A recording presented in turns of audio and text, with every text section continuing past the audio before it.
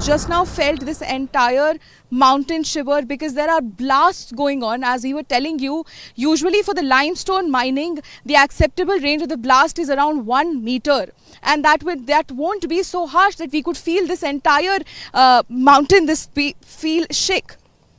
Yes, definitely. And the kind of, because for cement mining they need a blast of a larger range of something around 50 meters or 60 meters, and when that happens, we were not able to show you, but because that is very frequent between 2 to 3 p.m. we'll try to get that on camera for you guys. But while I was speaking to you, I could feel this mountain shake. So that is the range, and all of this is illegal, Shivam. All of this, the range of those blasts which is used in those mining, the kind of trucks that you see on the other end, which are carrying those residual pebbles, those are also they are not legally allowed to sell those. But they're not only doing illegal work, they're also making double profit out of whatever is left here. They're making profit illegally out of the Aravalli Hills, the lungs of the Delhi NCR, the home for several hundreds of people, wildlife, and so much more. As we know that recently the Supreme Court has accepted the new definition of the Aravalli range, where any mountain which is under the height of 100 meters will not be considered as a part of Aravalli range. Now, what will be the repercussions of it?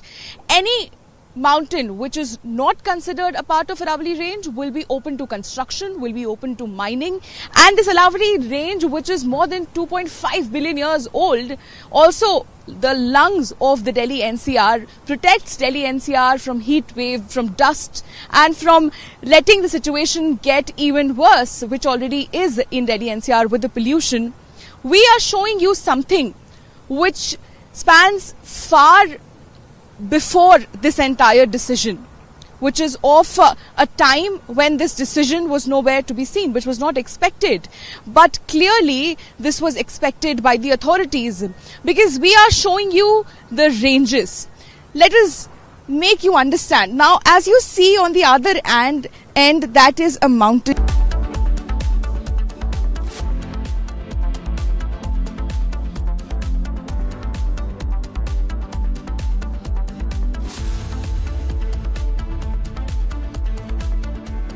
Secret recipe MDH का जीरा SIP जल जीरा मसाला। SIP SIP जीरा SIP MDH का जल जीरा SIP MDH का जल जीरा सिप।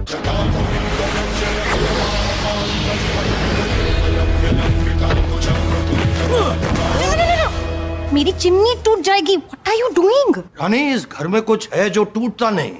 ये पिलर कभी नहीं टूटेगा। रुंगटा स्टील TMT से बना। रुंगटा नहीं तो घर स्ट्रॉन्ग नहीं। रुंगटा स्टील TMT बार एकदम सॉलिड। थोड़े में ज्यादा स्वाद, यही तो है इसकी खास बात। वाओ मामा, क्या स्वाद है? अरे मेरे राजा, सबका राजा आरती और मसाला।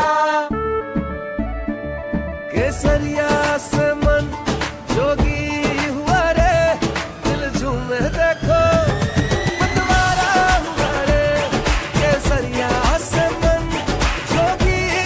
हर पल मनाओ केसरी त्योहार।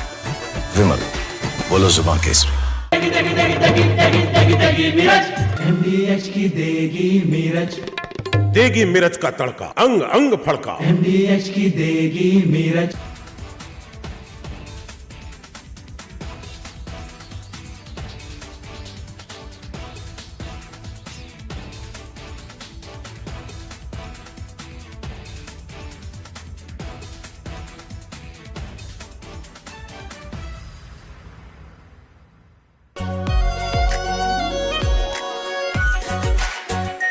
Our pure Shahi Paneer Masala.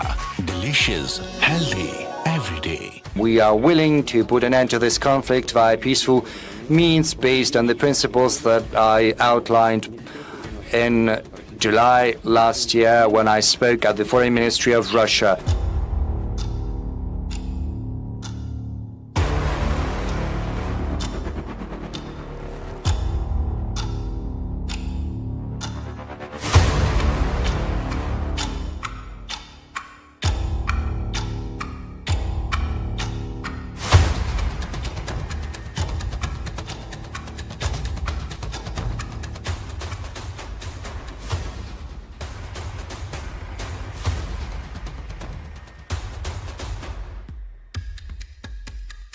Putin squarely blamed Kyiv for the failure of peace negotiations, accusing Ukraine's leadership of refusing dialogue.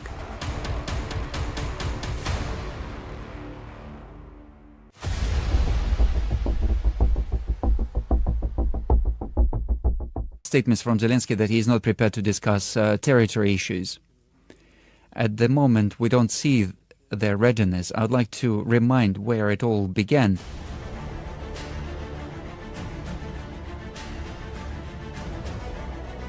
Rejecting allegations against Russia, Putin claimed Moscow did not start the war.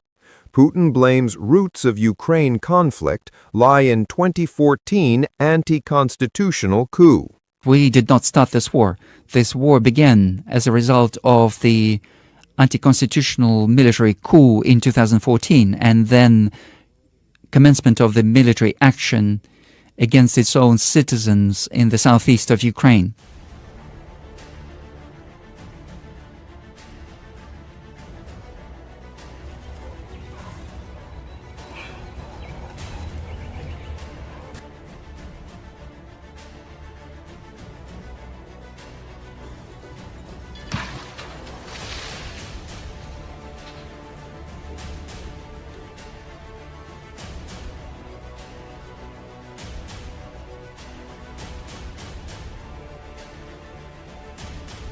Despite the tough stand, Putin said Russia remains open to dialogue and peaceful. From Asia's largest news headquarters, setting the agenda for Bharat.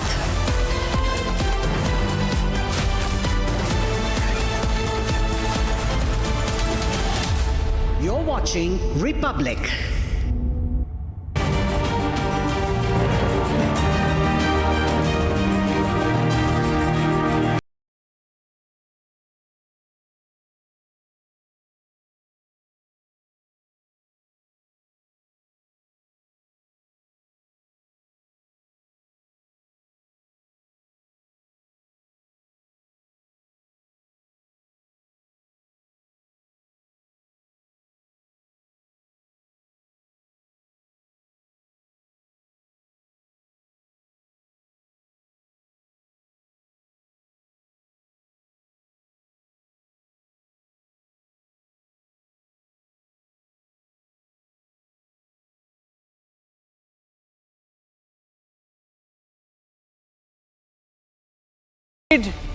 Cross the Earth on the 19th of December. That was when it was closest to the Earth, and we've accessed some exclusive videos that may help us understand more about what 3i Atlas is all about. Here are the headlines on the show tonight.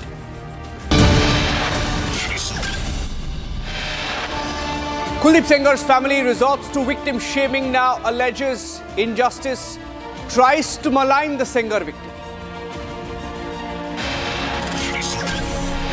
Ahead of the 2026 elections, Amit Shah in Bengal says he's ready, his party is ready to discharge and remove the TMC government, which is corrupt and which is backing infiltrators. Amit Shah campaigns for 2 days in West Bengal as the BJP goes all out, but can they win Bengal this time?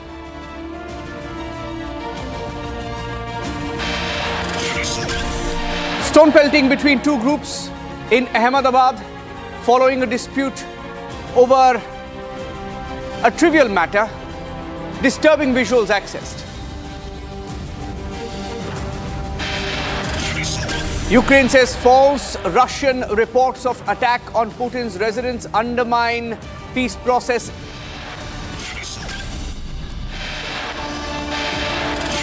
India also takes a strong stand after reports of the attack on Putin's residence.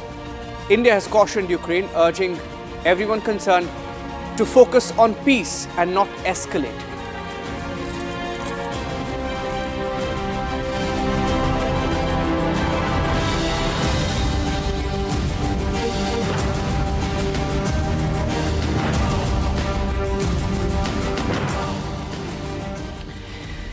Ladies and gentlemen, astronomers are tracking a very rare cosmic intruder. It's called the Three-Eye Atlas, the third confirmed comet or interstellar object ever detected passing through our solar system. Now, there's been a lot of buzz around it, especially in the last few weeks, spotted from over the skies. This time, it appears, now we can't confirm it, but it is a possibility that it may have been spotted over Port Blair in Andaman and Nicobar Islands. Now, we've accessed some very rare visuals, and I have those visuals on your screen right now. On the December 19th, it was closest to the Earth. It passed closest to the Earth, and this could have been perhaps a sighting. Now, some believe it could have been Three-Eye Atlas. Nobody knows what Three-Eye Atlas looks like, but going by all pictures that are available and everything that is being shared by scientists, by astrophysicists, could this have been Three-Eye Atlas? On 19th, it made its closest approach close to the Earth, giving scientists perhaps a narrow window to observe what may be the material that was formed billions of years ago, far beyond our sun's influence. The sun cannot control this Three-Eye Atlas. So what is Three-Eye Atlas? And what has also stunned researchers is its extremely bizarre behavior. It lets out dust jets. Nobody knows why it does that. Unlike conventional comets, the Three-Eye Atlas has shown very unusual jet activity, unexpected tail orientation, and chemical signatures that challenge standard cometary models. Its movement, its emissions do not follow familiar rules, forcing scientists to rethink what interstellar objects can look like, how they perhaps evolve. And these are pictures that were accessed by one of our viewers, in fact, who shared this with us, whose name is Farhan Khan. Farhan Khan is joining me live right now with Srijan Pal Singh of the Kalam Center.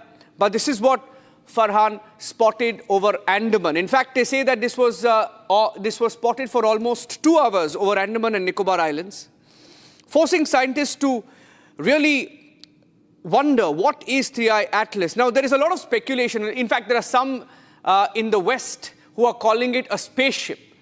Some say there is proof of aliens on it. Nobody, of course, can come to a confirmed conclusion. I mean, to a conclusion like that. But there is speculation everywhere. Now, Three-Eye Atlas is a reminder, of course, that there are many mysteries that are unsolved. And this was spotted for over 2 hours in the sky, and nobody knows what it was. I want to try and go across to Farhan first up, along with Srijan Pal Singh. Farhan, what did you see? Farhan and Srijan Pal Singh also joining us. Farhan shared this video. He's from Port Blair. Srijan, before I get a scientific view, what did you see? What did you see, Farhan? Let's go back to the picture. Show us the picture and we'll take. Farhan, tell us what you saw. For how long did you see it? So actually, I saw this for almost 2 hours. So, and I believe that it would have stayed there for more than 2 hours, because it came so close to us that we were forced to leave that place. It was really, really close. It was actually doing a type of landing near us. So we just ran away from there. We were there for at least 2 hours, more than 2 hours. We went for fishing. So I have a company called Express Wash in Andaman. So we went for a picnic. No, what time? What time? This was on the 19th of December, right? Yes, 19th of December, yes. And 19th of December, what time did you spot this? We went to fishing around 10 o'clock and started around 10:30. Okay. Yeah. And what was it behaving like? I mean, because from some of the video, it's changing its form. We can see that it's not really behaving like a comet, like a typical comet. That's what most scientists are saying. Right? There are many more videos of the close-up. Can we keep changing the videos, please, so that we'll keep showing our viewers all the different videos that we have. Right? Tell us what you saw about how it was behaving. Okay. So first things first. I did not know about this Three-Eye Atlas until 1 month back. So 1 month back, I saw the videos in YouTube and Instagram that there's something called three-eye atlas which is coming to the earth. And then I started researching about it. And unknowingly, on the 19th of December, we decided to go fishing. Me and my manager, Vishal, we decided to go for fishing. And then when we were fishing, we got tired and I was just lying down and I was stargazing. And as soon as I started stargazing, I saw this dot becoming bigger and moving in the sky. It was literally dancing in the sky, and it was, from the naked eyes, it was looking almost like sun size, and it was becoming bigger and bigger. All right. So then it almost changed direction to one. It was emitting gases. It was almost dancing. And I personally feel that Andaman Nicobar Island is the perfect spot for something like three-eye atlas. I personally first feel that three-eye because something, what I saw was something inside the Earth's atmosphere. So what I know, how much I have been like knowing science, I think that three-eye atlas might have left something. And Andaman Nicobar Islands is the ideal spot for something like that to hide because we have like around 572 islands, to which only 38 islands people live. Rest all of them are abandoned. And that makes three islands the perfect spot for something like three-eye atlas. Like three-eye atlas is very big. It's almost the size of Manhattan. But it could have left a small part of it. All right, and for that to hide, Andaman Nicobar Island is the perfect spot. So there is not much exposure of Andaman Nicobar Island in the tourism. It's a very beautiful place out there. Here, it's international standards, but people don't know about Andaman Nicobar Island much, not even in India. So I think it's the best place for them to hide here. Okay, okay, that's you're going a step forward there. But Srijan, I mean, everyone's speculating about you. I mean, I was speaking to Srijan before this, and Srijan spoke about how it could be a spaceship. People are calling it. There is massive speculation. People are coming up with these conspiracy theories, Srijan. But just to calm things down, put it in perspective. What is Three-Eye Atlas, and why is there so much excitement around it? Let's show the video. Right. See, anything which we sight in the skies, which is anomalous, which is unusual, obviously creates a lot of excitement, sometimes also fear. And a lot of speculation theory comes into play. But before we get into the speculation part of it, let's understand what are the three bodies which you can see in the sky. You could see a meteor, which is entering, meteors are typically smaller, which enter the Earth's atmosphere, and because of the friction, they get burnt up. There's a strong likelihood that this visual might be actually a burning meteor. And that's why it seems to be coming towards, as Farhan was telling, that it is coming towards the Earth's surface. So it might have been a meteor which has entered the Earth's atmosphere and got burnt in the process, and its similar visuals would be generated. Definitely it was not an asteroid because there was no known asteroid which was near Earth on that day. And the third possibility is our comet itself, which was definitely near the Earth. And with a moderate level telescope, it was quite visible. So that's the visuals which are matching from the rest of the world. So it could be either this one, the comet itself, or a meteor. One of those things might be there. Having said that, now let's come to the other side of the story. There's a speculation immediately which happened is that all of these sightings, these comets, because they sometimes show uneven patterns which you cannot really sort of easily explain, the explanation becomes that maybe this is a spaceship which is controlled by an alien intelligence. So this is a speculation which again went around, and as you rightly pointed out, it's all over the internet, and some very prominent professors have also sort of backed this claim. Well, if that is the case, then welcome them. That's all we can do, because any alien civilization, if they are so capable to come from their planet to ours, would have mastered so many different technologies. I mean, humans are barely able to split atoms as a process of nuclear fission and create some energy, and that too is difficult for us to control. This civilization, if there is a civilization which can travel so long distances, it would have mastered fusion, antimatter, warp drives and whatnot, which is like, that civilization is having a tank and you you're probably throwing pebbles. That is the level of difference between that civilization and ours right now. Now, having said that, there is no credible proof right now. Nobody has proven that this is actually a spaceship. There is a speculation. In a way, some people also hope and fear about it. That's about it. The other big speculation which comes always, when this thing happens, which is slightly less on the speculative side, is that what if such a comet or an asteroid of similar nature strikes the Earth? Now, that could be disastrous. And we have seen how dinosaurs got evaporated with one meteor, and how Earth also got its initial water from asteroids and comets. So this is also a possibility. Now, the other theory is that how do we counter if such a thing, suppose it is not an alien spaceship, but is actually a natural body which may be on its path to strike the Earth, how do we defend ourselves? Now, that we still have a happy news there. We have three theories by which we can deflect such a comet or an asteroid. One of them is to blast it with a nuclear device. So there are pieces of it and they all burn in the Earth's atmosphere, which is the most dangerous one. The other one is something which is called gravitational tug, which essentially means having a spaceship, our own spaceship, not an alien spaceship, a human spaceship near it. And slowly with the effect of gravity, it takes this asteroid or a comet away from Earth and the collision doesn't happen. And the third theory is to basically, land on it and then try to sort of pull it away. And all three technologies are something within our realm. So if anybody fears that a comet or an asteroid is going to hit the Earth and we are going to become like dinosaurs, that's not going to happen. We have that technology. However, if that ultra speculation that this is an alien spaceship, well, I think the best way to do is that welcome them and, make friends with them, because you can't match them in their technology. You're kidding me. But going by all the descriptions, right, Srijan? Because I'm looking at some more reports and some more videos, some more studies, some more scientific views on this. It is anything but a normal comet, right? It's not a normal comet. It is changing its shape, form, etc. Right? It's showing unconventional cometary behavior. Is that correct, Srijan? To some extent it is. However, things like the tail moving is not very unusual in comets. Because of the solar radiation, the tail of a comet, which is like the atmosphere of a tiny comet, it can extend to many, many kilometers. The comet might be a few hundred meters in its width and length, but the tail goes for tens, even hundreds of kilometers. Now, this tail, which is an atmosphere, is always pointed away from the sun.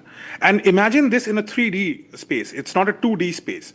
And if this is moving not exactly on the plane of the Earth, but somewhere, at some angle, this tail will keep moving. The only speculation which happened was that the movement of this tail seemed to be slightly extraordinary, but again, not enough to warrant it into a spaceship is right now the theory is.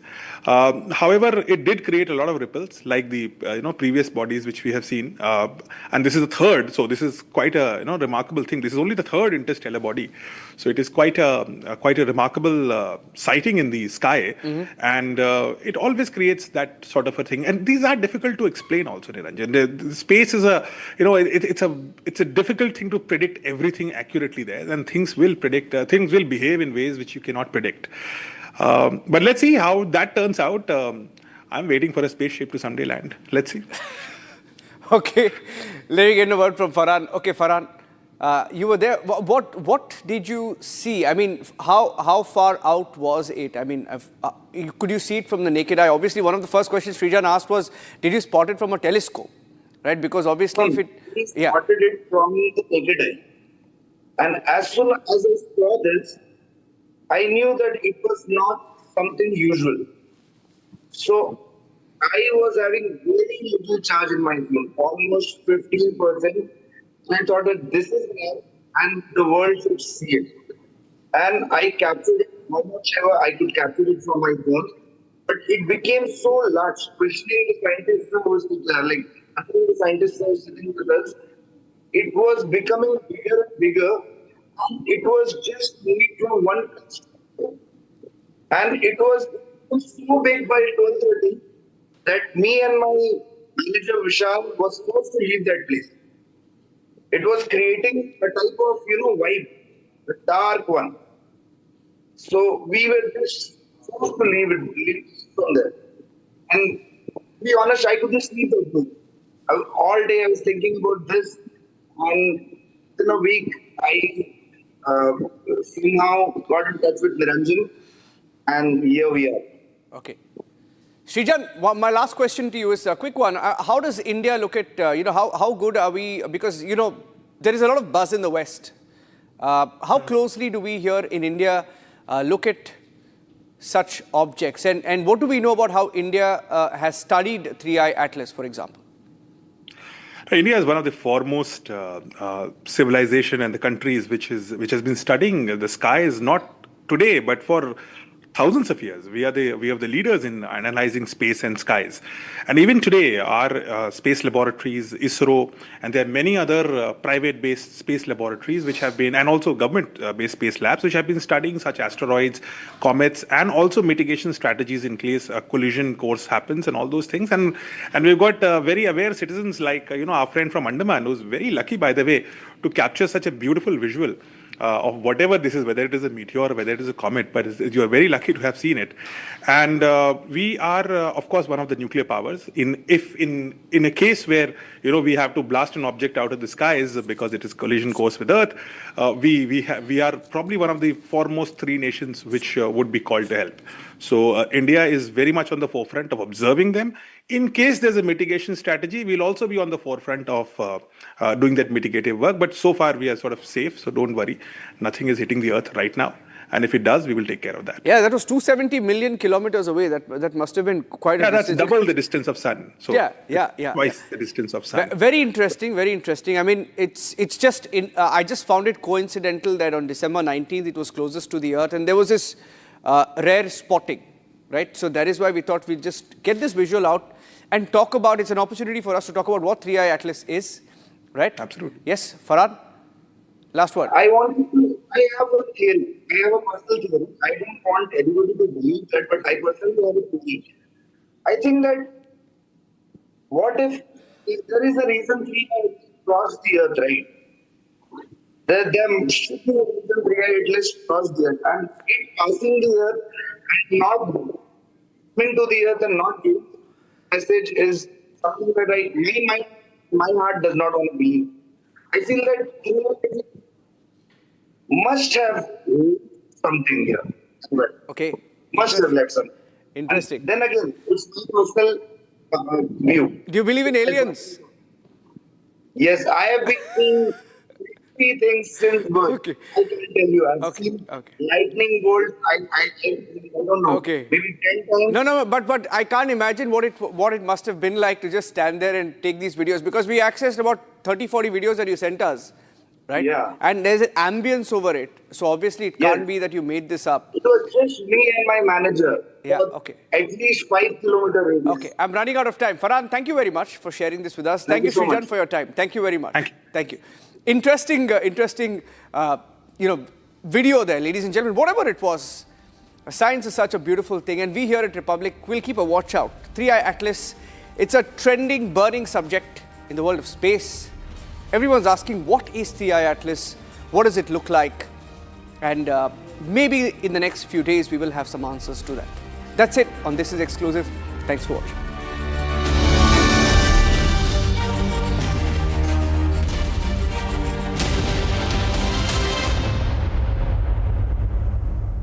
Co-powered by Century Ply Club Prime. रहो बेफिक्र। दादी के हाथों का जादू और खुशबू से महकता घर, माँ की मुस्कुराहट और खाने की सुगंध। MDH गरम मसाला, क्योंकि हर रिश्ता है स्वाद से जुड़ा। Amity has been ranked amongst the top 3% universities globally, a testimony to Amity's globally benchmarked quality. थोड़े में ज्यादा स्वाद, यही तो है इसकी खास बात। वाओ मामा, क्या स्वाद है? अरे मेरे राजा, पैसा लगाना है तो सेंचुरी प्लाई क्लब प्राइम पे लगाओ। डूबेगा नहीं, जलेगा भी नहीं, कोई खा नहीं जाएगा, धोखा नहीं देगा, ऊपर नीचे भी नहीं होगा, सेफ रहेगा, सिक्योर्ड में मिनिमम 30 साल का रिटर्न देगा। अब इससे बेटर इन्वेस्टमेंट है तो बताओ। सेंचुरी प्लाई क्लब प्राइम, रहो बेफिक्र। आधे बाउल दही में 4 चम्मच MDH चटनी पुदीना मसाला डाला, स्टर करो, पुदीना चटनी तैयार। MDH चटनी पुदीना मसाला।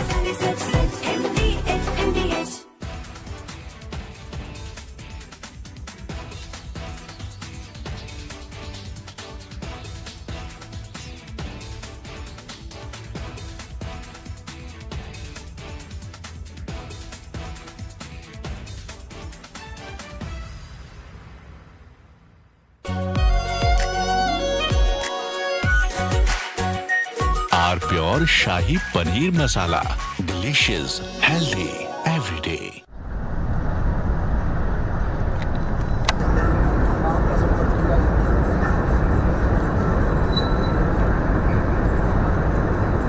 We just now felt this entire mountain shiver because there are blasts going on. As we were telling you, usually for the limestone mining, the acceptable range of the blast is around 1 meter. And that won't be so harsh that we could feel this entire mountain, feel shake. Yes, definitely. And the kind of, because for cement mining, they need a blast of a larger range of something around 50 meters or 60 meters, and when that happens, we were not able to show you, but because that is very frequent between 2 to 3 p.m. we'll try to get that on camera for you guys. But while I was speaking to you, I could feel this mountain shake. So that is the range, and all of this is illegal, Shivam. All of this, the range of those blasts which is used in those mining, the kind of trucks that you see on the other end, which are carrying those residual pebbles, those are also they are not legally allowed to sell those, but they're not only doing illegal work, they're also making double profit out of whatever is left here. They're making profit illegally out of the Aravalli Hills, the lungs of the Delhi NCR, the home for several hundreds of people, wildlife, and so much more. As we know that recently the Supreme Court has accepted the new definition of the Aravalli range, where any mountain which is under the height of 100 meters will not be considered as a part of Aravalli range. Now, what will be the repercussions of it? Any mountain which is not considered a part of Aravalli range will be open to construction, will be open to mining, and this Aravalli range, which is more than 2.5 billion years old, also the lungs of the Delhi NCR, protects Delhi NCR from heat wave, from dust, and from letting the situation get even worse, which already is in Delhi NCR with the pollution. We are showing you something which spans far before this entire decision, which is of a time when this decision was nowhere to be seen, which was not expected. But clearly this was expected by the authorities, because we are showing you the ranges. Let us make you understand. Now, as you see on the other end, that is a mountain in another village, and according to the locals here, this mountain where you can see me standing was also of the same height, but it was actually chopped down, it was actually cut and brought to this height, so that later such decision would be accepted by the court. These would be open.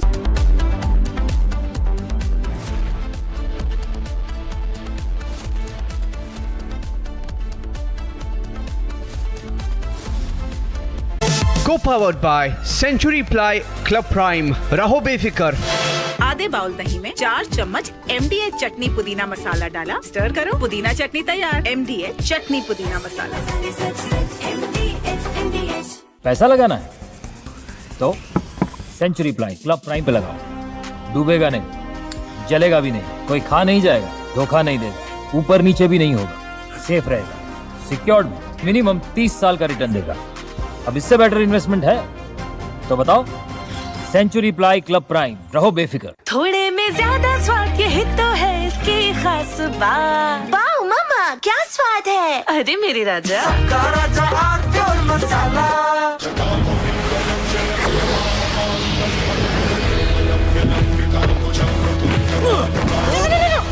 मेरी chimney टूट जाएगी। What are you doing? रानी, इस घर में कुछ है जो टूटता नहीं। ये पिलर कभी नहीं टूटेगा। रुंगटा स्टील TMT से बना। रुंगटा नहीं तो घर स्ट्रॉन्ग नहीं। रुंगटा स्टील TMT बार एकदम सॉलिड।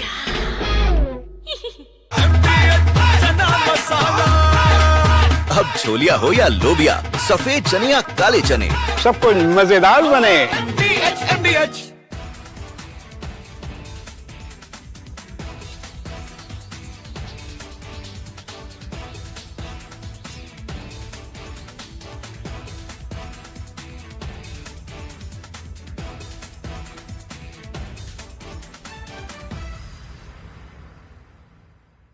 प्योर सूजी पास्ता उबालो मिलाओ और खाओ 8 मिनट में तैयार क्या टेस्ट है सबका राजा hardcore masala We are willing to put an end to this conflict via peaceful means based on the principles that I outlined in July last year when I spoke at the Foreign Ministry of Russia.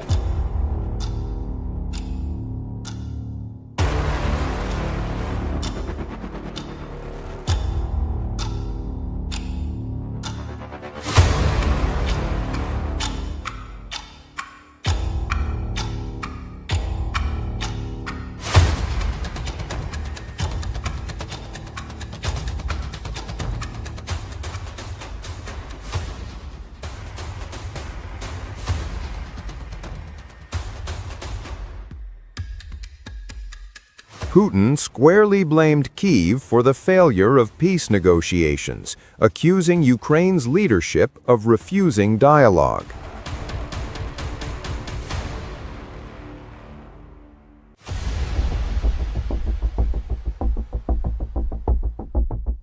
Statements from Zelensky that he is not prepared to discuss territory issues. At the moment, we don't see their readiness. I would like to remind where it all began.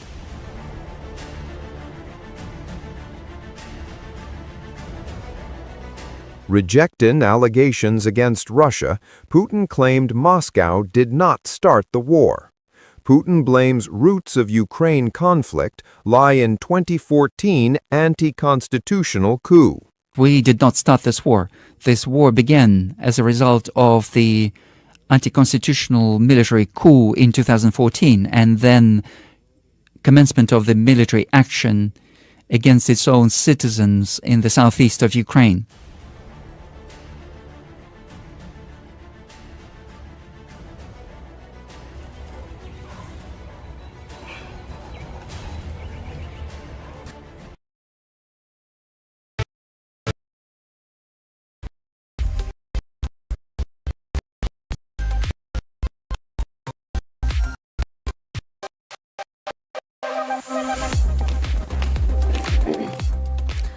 From your smartphones to your smart televisions, trending stories are always breaking the internet. Tonight, we have lined up for you stories that have gone viral on the internet and has garnered major traction from netizens all around. We at first start with good news for stargazers and astronomers, as reports suggest the New Year's first meteor shower on January 3rd. Called the Quadrantids, this meteor shower is set to light up the night sky later this week. Next up, we have Indian Grandmaster Arjun defeating Magnus Carlsen in a match which led to the latter, yes, you guessed it right, viewers, slamming the table yet again. Soon thereafter, we celebrate the win of Indian shuttler Surya as she emerged champion in the women's singles category at the 87th Senior National Badminton Championship held in Vijayawada. And lastly, we have Cardi B clearing the air and get fans to back down as online hate grows over Christmas photos of the duo celebrating the festival apart. We have this and a lot more for you packed in this episode of Trending Tonight. I am Tanisha Avasthi and let's get started.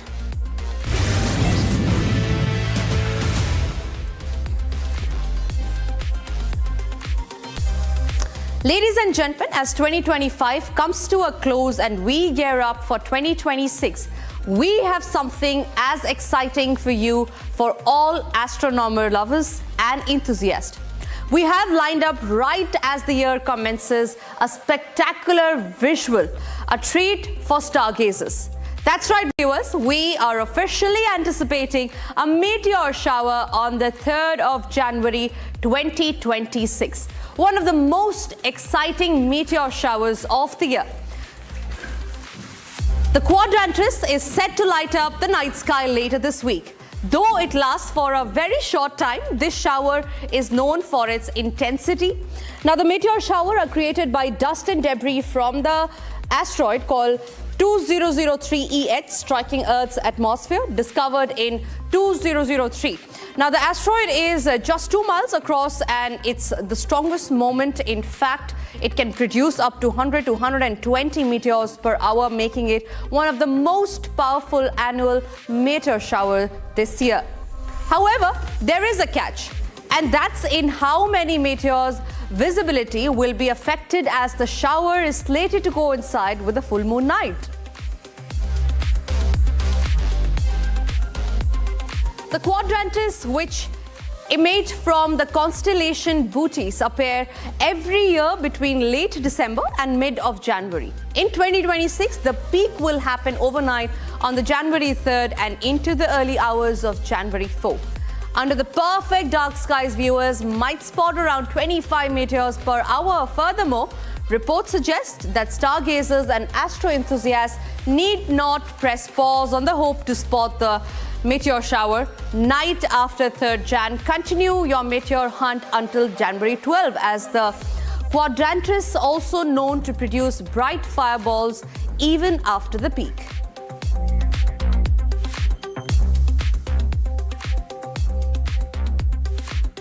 All right, joining us live is Dr. Dipankar Bhattacharya, Sunanda and Santimai Basu Chair Professor of Astrophysics and Head Department of Physics, Ashoka University. He is an expert in theoretical and high-energy astrophysics, and he has also conducted many research. Thank you, Mr. Dipankar, for speaking to Republic. First and foremost, what is it that the viewers are going to see up on the skies on the January 3rd, 2026? Thank you for having me. What's expected is a set of shooting stars, as you might call it, bright streaks as these meteor particles go through the Earth's atmosphere, get heated and burn up. And this is actually a large amount of debris that was left by a comet, most likely a comet that was spotted by the Chinese astronomers in 1490 and recorded. And one part of the comet is likely this asteroid, which you just mentioned, 2003 H1. And so that asteroid itself is not currently producing this debris, but asteroid is one part of the debris of the same comet, which then leaves many other smaller particles. And as the Earth goes through this belt, which was the orbit of the original comet, it crosses this, and these particles then go through Earth's atmosphere, burn up, and then produce this bright display. And this is one of the brightest set of shooting stars that you can see among all other meteor showers. Right, sir. Right, sir. Please continue. Yeah. So this comet, for example, we don't know what its period is, but it's probably a short period comet which came from many other such comets which come from the Kuiper belt, right, sir, which is just slightly outside the orbit of Uranus. And these are basically debris from the origin of the solar system itself. The inner parts, all these particles condense together and form the planets that we know today. But in the outer parts, there are many smaller bodies which remain. And as they come closer to the sun, a comet, for example, is recognized by its tail, right? So the tail is because the comet breaks up a little bit and then ejects debris. These debris remain in the path of the comet. So, Dr. Dipankar, then will it be right to ask if it will be visible here from the Indian skies, because that is what all of us have been waiting for as well? Indeed, indeed. So we are relatively well placed this time for this quadrantis, because the location, the peak location, which is called the radiant, which is in constellation Bootes, it is going to rise around past midnight, around 1 o'clock at night, on the night between 3rd and 4th January. Right, sir. And the peak of the meteor shower is supposed to be around 2:30 that night. And so we are actually fairly well placed. The meteor shower itself, the peak lasts about 6 hours or so. So it will already rise when it is nearly in the peak, and it will last until morning, the peak rate. So I think we are well placed. The only problem, as you mentioned, is full moon. So, but the full moon will be nearly overhead. All right, when this thing rises. So there's a fair amount of distance. You need clear skies. Yeah. The sky is clear, you should be able to see. All right, sir. Dr. Dipankar, thank you very much again for speaking to Republic and sharing those thoughts with us, sharing those insights with us. Moving on, ladies and gentlemen, the Indian Grandmaster Arjun Iraski has officially charted history. This as Arjun, at long last, in the demonstration of the strong endgame technique and quick calculation, defeated world number 1 Magnus Carlsen, playing back at the FIDE World Bits Championship in Doha, Qatar. Arjun toppled Carlsen, vaulting to join first on day 1 with 10 out of 13 points alongside Vaichar Lagvav and Karona Carlsen on 9 points, stayed in contention after the loss. Now, Arjun had already earned bronze in rapid event in 5:13, while teammate Kuneru Hampi took women's rapid bronze. The win highlights India's chess surge with 5 players in the top 20 worldwide.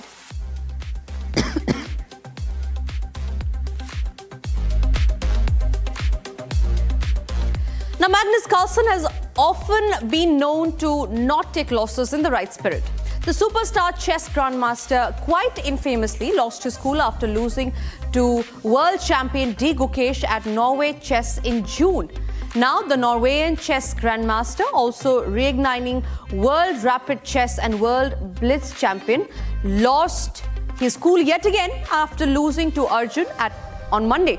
Now, Arjun's game plan in very sense turned the champion Magnus Carlsen and renowned grandmaster Nordebek emerging as joint leader with 9 points after 11 rounds.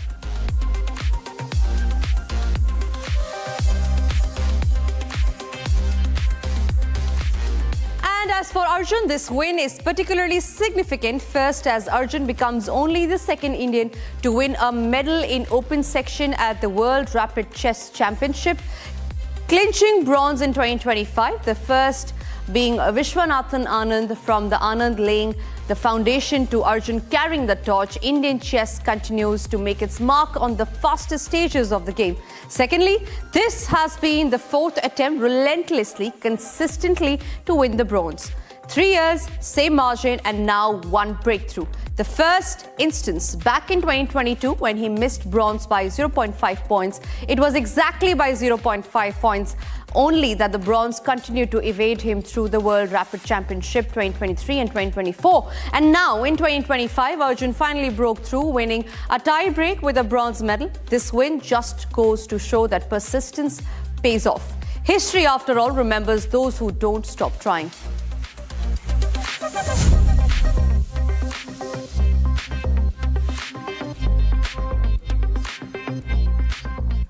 Hot off the plate and set straight to your screens. Ladies and gentlemen, our next segment is Hot Trends.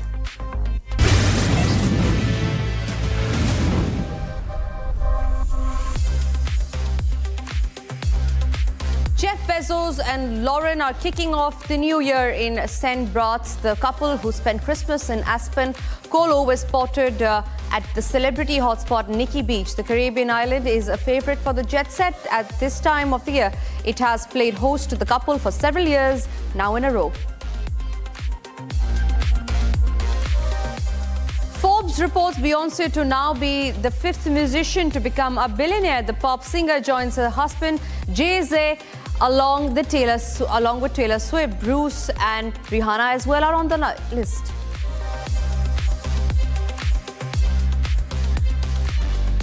The state of Andhra Pradesh is all set to host Flamingo Festival 2026 at Pulicat Lake, celebrating the annual arrival of flamingos and migratory birds, news that has thrilled the environmentalists and conservationists alike. NASA's New Horizons spacecraft traveled nearly 3 billion miles over 9 years to capture this moment on Pluto. About 15 minutes after its historic flyby, New Horizons turned back towards Pluto and recorded a breathtaking near sunset view. The images reveal vast icy plains, towering mountains rising up to 11,000 feet, and delicate layers of atmospheric haze glowing in the fading sunlight. Taken from roughly 11,000 miles away, it showcases just how complex dynamic and astonishing Pluto's surface truly is. Long-time rumored lovebirds Rashmika Mandanna and Vijay Deverakonda have sparked rumors of a February wedding. The celebrity couple, as per recent speculations, are set to marry on February 26 in Udaipur.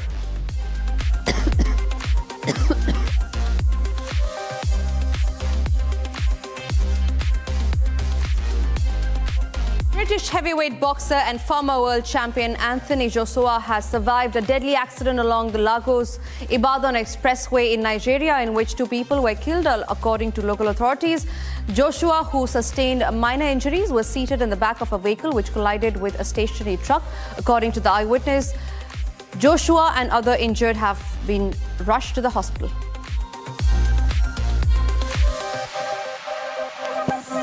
Mohammad Shami is likely to be picked for the upcoming ODI series against New Zealand. Consistent results in domestic cricket could open the door for Mohammad Shami to return to the Indian team.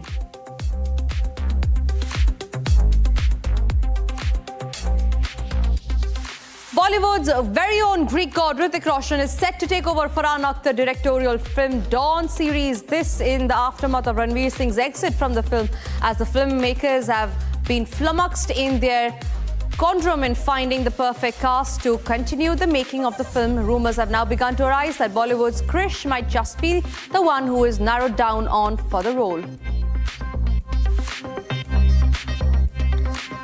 President Draupadi Murmu was heading back from her program at Jamshedpur today when she spotted people waiting and waving to her at Akashvani Chowk in Adityapur. She halted the convoy, stepped out and went over to greet them. She met the group, paid special attention to the children, stayed roughly for over 15 minutes before proceeding to the Sonari airport.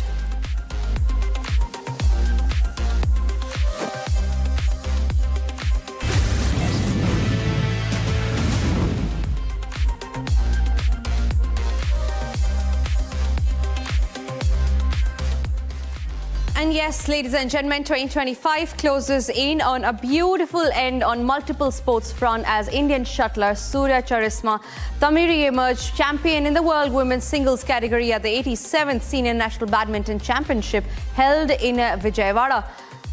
Tamiri showcased resilience and composure as she bounced back from a game down to secure the prestigious national title. It was no less of a nail-biting, closely contested match that marked her win as Surya defeated Tanvi Patri, entailed after dropping the opening game.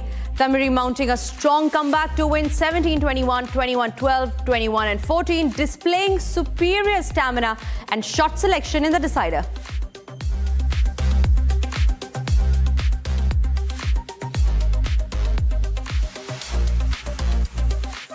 And viewers, here are the trends raging fast on the internet and served swiftly to your screens.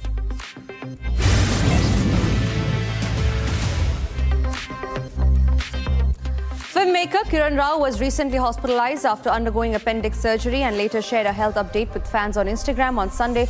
Rao posted a series of pictures and a short video from a Mumbai hospital, reassuring followers about her recovery. Sharing a light-hearted note, she wrote, "Here I was, all ready to party on my way into 2026, when my appendix sent me a reminder to slow down, breathe deep and give thanks." Fans and celebrities flooded the comments with wishes for her speedy recovery.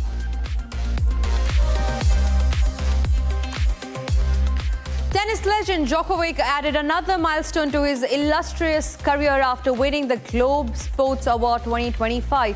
The award was presented by football icon Cristiano Ronaldo at the 16th edition of the Globe Soccer Awards in Dubai. The moment marked a rare sports crossover as two global greats shared the stage. The honor further cements Djokovic's legacy as the 24th time Grand Slam champion continues to dominate the sports world.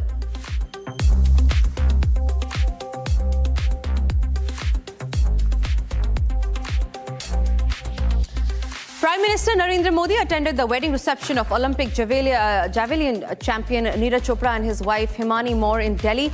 The reception was hosted on Saturday following their private wedding ceremony earlier this year. Neeraj Chopra is India's first Olympic gold medalist in athletics has already hosted multiple receptions with speculation of another event in the upcoming days. The Prime Minister's presence added to the celebratory atmosphere of the evening. Rapper Cardi B turned heads with a Barbie-inspired look as she arrived at the Patriots vs. Jets game, channeling the vintage glam. Cardi wore a Chanel Fall/Winter 991 outfit accessorized with a luxe pearl necklace bag. She attended the game to support her partner, NFL star Stephen Diggs. Fans online praised her throwback fashion moment, calling it a perfect blend of sporty and stylish. Timothy has officially become the king of the Christmas box office for the third consecutive year after the success of Wonka in 2023 and A Complete Unknown in 2024. His latest film, Marty Supreme, continued the streak. The movie earned an impressive $27 million over the 4-day holiday frame. The consistent holiday dominance has firmly established him as a box office favorite.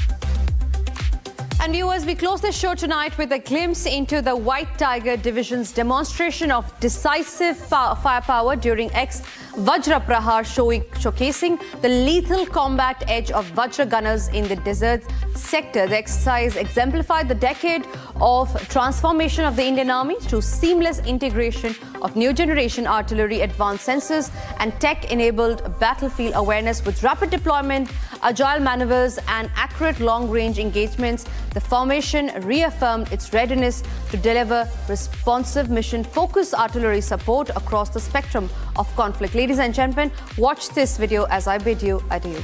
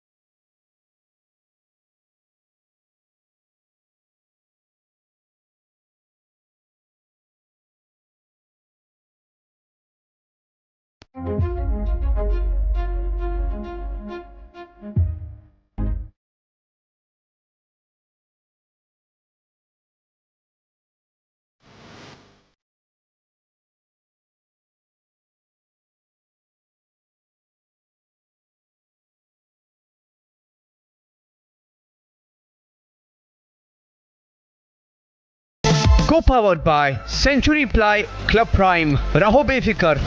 आधे bowl दही में 4 चम्मच MDH chutney पुदीना मसाला डाला, stir करो, पुदीना चटनी तैयार। MDH chutney पुदीना मसाला। Amity has been ranked amongst the top 3% universities globally, a testimony to Amity's globally benchmarked quality.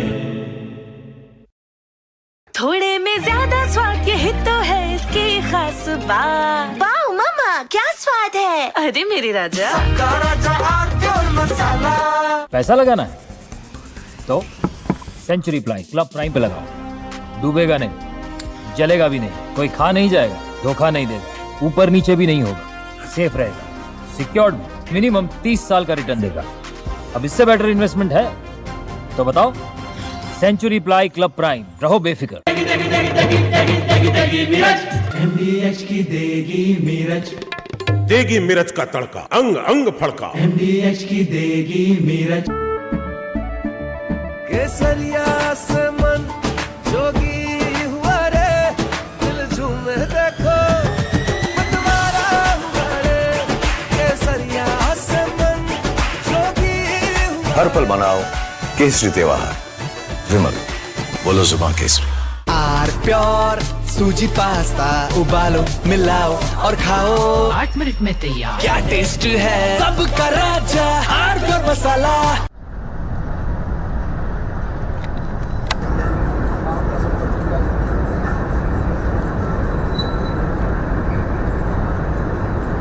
we just now felt this entire mountain shiver because there are blasts going on. As we were telling you, usually for the limestone mining, the acceptable range of the blast is around 1 meter.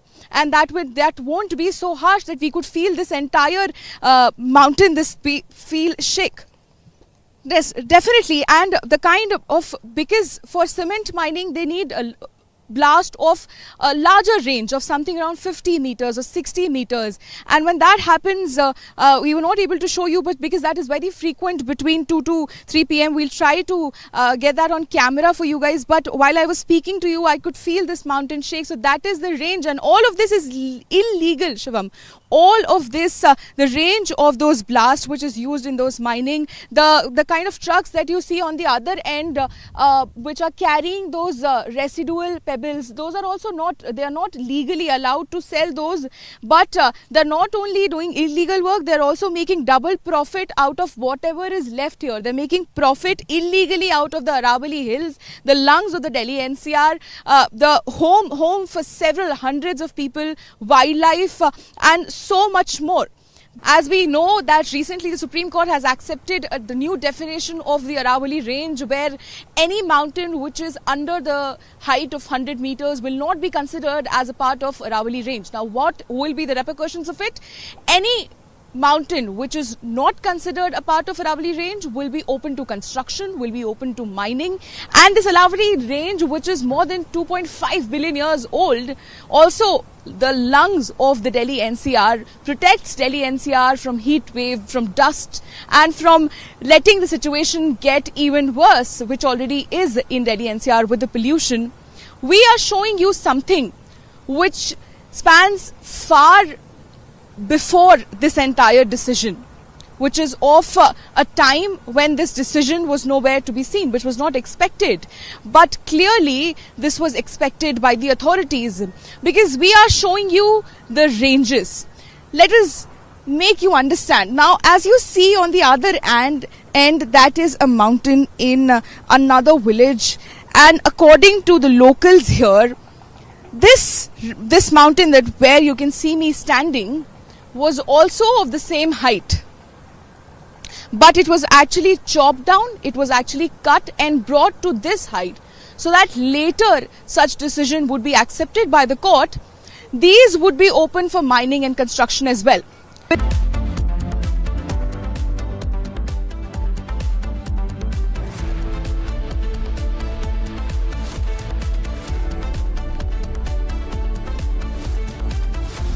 Co-powered by Century Ply Club Prime. रहो बेफिक्र। अब छोलिया हो या लोबिया, सफेद चने या काले चने, सब कुछ मजेदार बने। पैसा लगाना है तो सेंचुरी प्लाई क्लब प्राइम पे लगाओ। डूबेगा नहीं, जलेगा भी नहीं, कोई खा नहीं जाएगा, धोखा नहीं देगा, ऊपर नीचे भी नहीं होगा, सेफ रहेगा, सिक्योर्ड, मिनिमम 30 साल का रिटर्न देगा। अब इससे बेटर इन्वेस्टमेंट है तो बताओ। सेंचुरी प्लाई क्लब प्राइम, रहो बेफिक्र। थोड़े में ज्यादा स्वाद, यही तो है इसकी खास बात। वाओ मामा, क्या स्वाद है। अरे मेरे राजा, मसाला।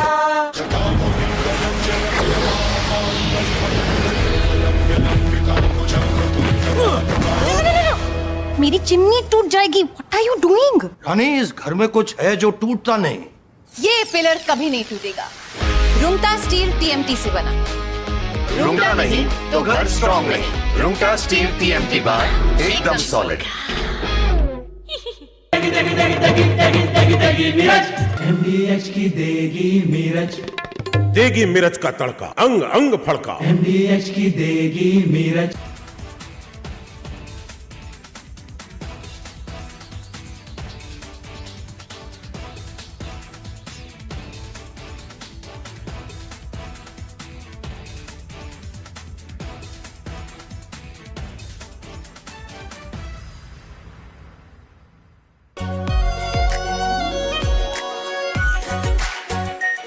Our pure Shahi Paneer Masala. Delicious, healthy, every day. We are willing to put an end to this conflict via peaceful means based on the principles that I outlined in July last year when I spoke at the Foreign Ministry of Russia.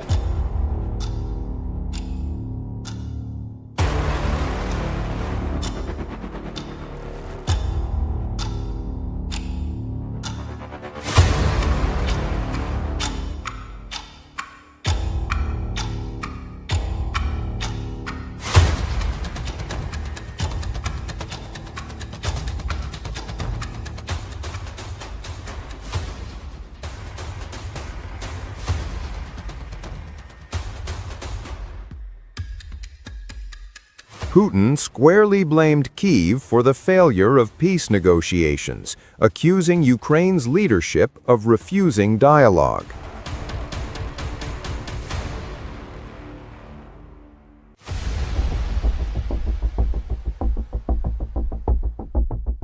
Statements from Zelensky that he is not prepared to discuss territory issues. At the moment, we don't see their readiness. I would like to remind where it all began.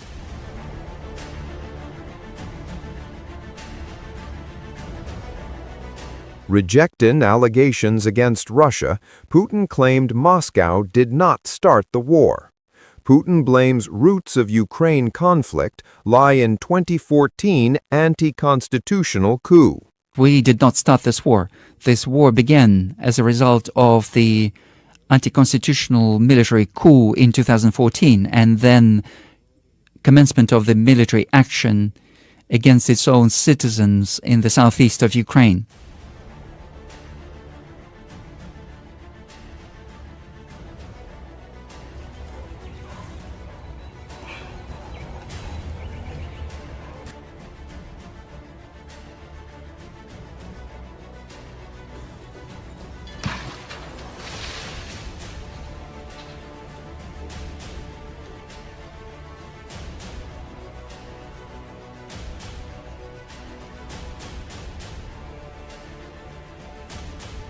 Despite the tough stand, Putin said Russia remains open to dialogue and peaceful resolution. We also would very much like to live in peace next year, getting rid of military conflicts, and I reiterate, we actually would very much like to resolve all. Mr. Wilson, Air India is seeking temporary subsidy from government over... Good morning, Harsha. How are you? How are you, Harsha, today? Nice to see you again. Yes, but you have to respond to the questions. Why Air India is seeking I wish you good morning. Subsidy? Good morning. It's nice to see you. But 4,000 crore temporary subsidy. Oh. Good morning. Not good morning, but we are asking the questions here. Why Air India is seeking temporary subsidy after the Pakistan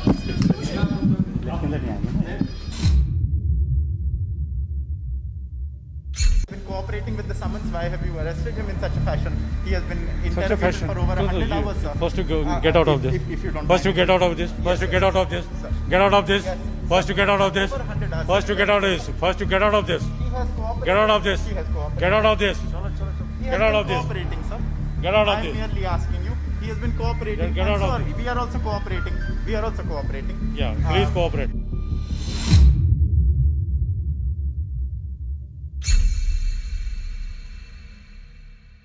We understand price rise, but the issue of ED was also raised in the National Herald case. Mr. Ashok Gehlot throws it. Mr. Rahul Gandhi raised the issue of institutions. Why these? Republic TV can ask any number of questions. I'm not going to be... But Mr. Rahul Gandhi raised the issue of institutions. Sir, he raised the issue of institutions. When the ED goes after you, these protests don't happen. Obviously, you don't understand English. What can I do? I understand English, sir. That's why I'm asking. Mr. Rahul Gandhi raised the issue of institutions. When ED goes after you, these protests don't happen. I don't understand English. What can I do?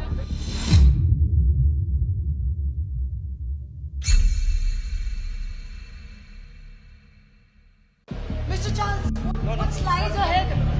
Mr. Charles, what's lie ahead for you now? Mr. Charles, are you really think the France will be safe for you?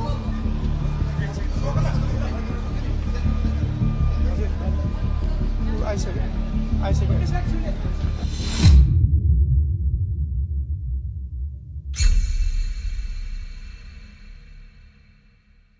There you can see Lalu Prasad Yadav losing his cool with reporters, saying that you have absolutely no stature to ask him questions.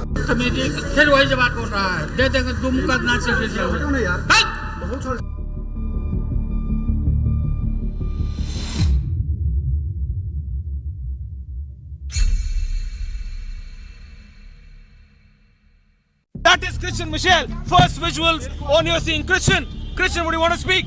Christian, would you want to speak?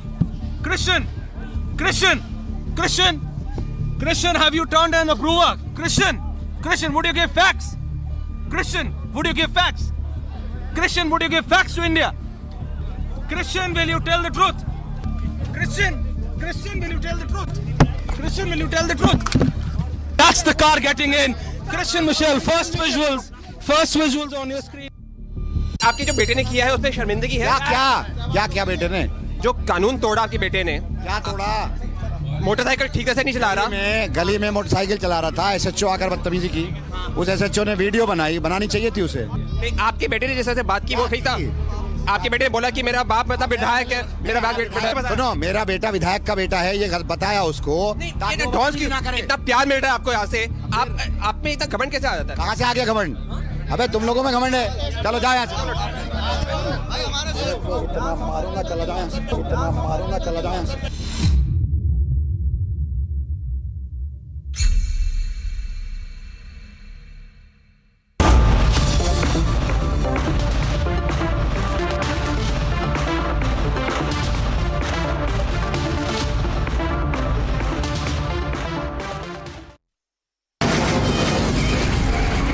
From the Republic Media Network headquarters, it's time for Arnab Goswami on the debate.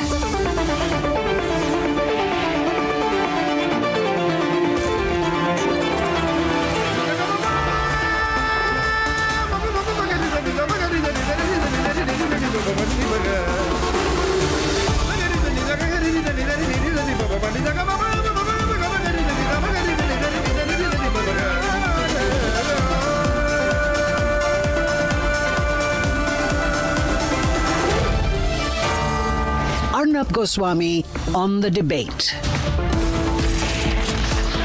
On the show tonight, Amit Shah is in Bengal, beginning the big campaign. But can the BJP win Bengal or just give a tough fight to Mamata Banerjee? At 8:30 p.m. tonight, Zelensky denies, but did he try to kill Putin?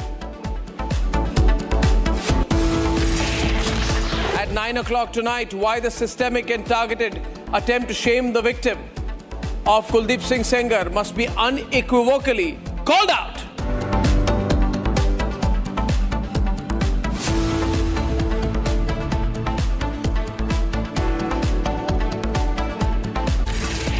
And of course, there are going to be many elections, many important elections in 2026. There's going to be Assam, and without a doubt, there will be Tamil Nadu, but the big election, the election that matters the most politically, consequentially, in terms of the intensity of the battle, will be Bengal.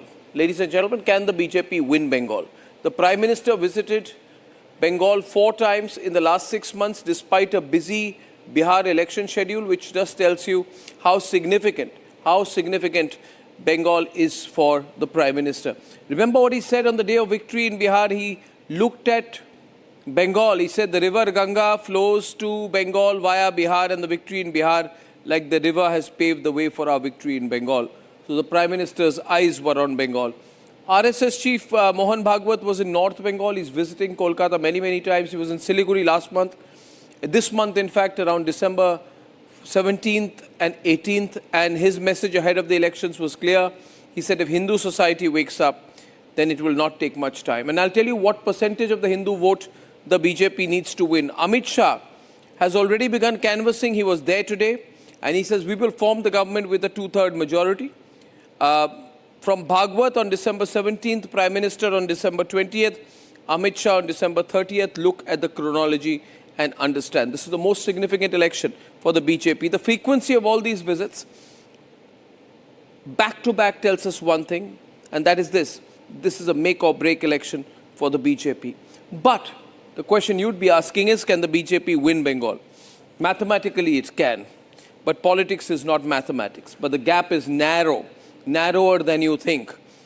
In the 2014-19 Lok Sabha cycle, the BJP's vote share in the Lok Sabha surged from about 17% to 40 to 41%. Look at the way it's moved from 2014 to 2024. Even in 2024, after a 6-seat drop from 18 to 12, the BJP still retained, ladies and gentlemen, 39%. So the BJP is a very popular party in Bengal. Between the 2016 and 2021 assembly elections, the BJP seat tally also went up, remember, from 3 to 77. From 2 to 77. That's a multifold rise. The BJP's vote share jumped from about 10% in 2016 to nearly 38 to 38.5% in 2021, shrinking the TMC's lead from around 35 percentage points to roughly 10 percentage points in a single election. So there is a narrow gap.